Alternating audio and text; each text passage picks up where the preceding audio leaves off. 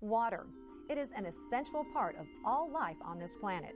Nothing lives or survives without it. So why do we take water for granted? Is it because it is so easy for us to get? With the twist of a handle, we can have all we want. But can that continue? Do we have enough for our future and our children's future?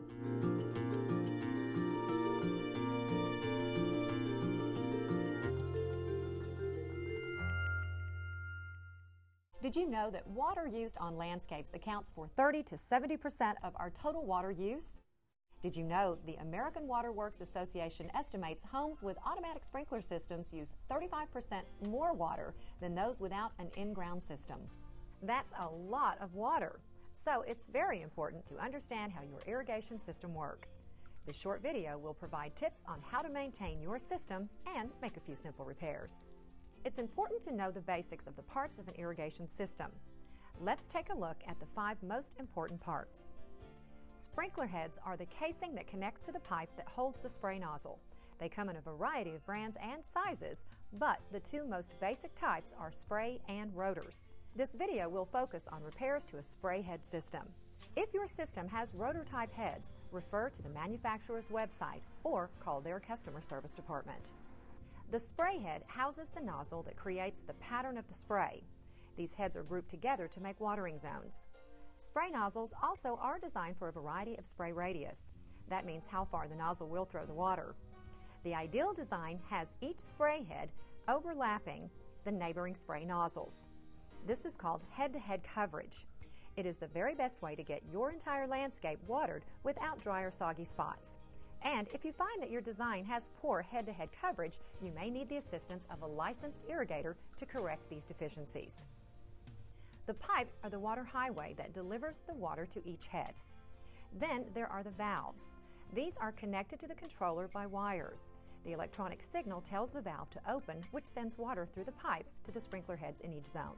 The controller is the brains of the entire operation. It tells the valves when to open and let water through to the heads, and for how long to run each zone or station. Now, one last piece of equipment on your system is not very well known, but it is in fact very important. It is called the backflow prevention device. The backflow prevention device is found in the yard, usually near your water meter. This device prevents dirty water from siphoning back into clean water that comes into your home. Several common things can go wrong with any in-ground system. Some of these problems you can easily repair yourself using a few common household tools. There will be some repairs that will require the services of a state-licensed irrigator. The Texas Commission on Environmental Quality has a current list of licensed irrigators on their website, or you can call their office for a reference. In addition to the tools listed above, you may also need to buy a few replacement parts if something is broken. It is important to visually check your system periodically to make sure it is working properly. Now let's take a look at a few problems that can occur and how to correct them.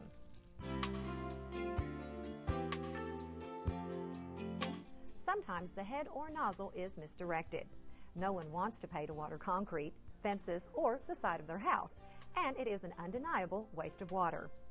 It is easier to adjust a spray pattern while the system is running so you can see the arc or direction of the spray.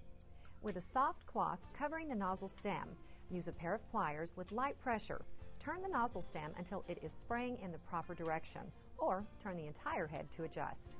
Some heads, such as this rotor, need specific tools to adjust without damaging the head. Go to the manufacturer's website for details on how to adjust their product. If you don't know who the manufacturer is, bring the sprinkler head with you to an irrigation system supplier. If water is shooting up like this, you have either a broken or missing sprinkler head. Sprinkler heads can be broken a number of ways. Too much water pressure, run over by a mower or weed eater, bicycle, car, or even pedestrian traffic.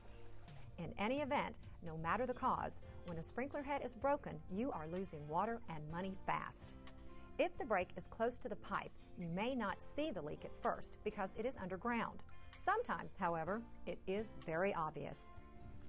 If the sprinkler head is completely off of the riser, see if you can simply screw it back onto the riser. If the riser is broken, replace it with one that is sized to ensure the head is level with the soil. Once the head is replaced, be sure to turn on the system and adjust until it is spraying in the right direction.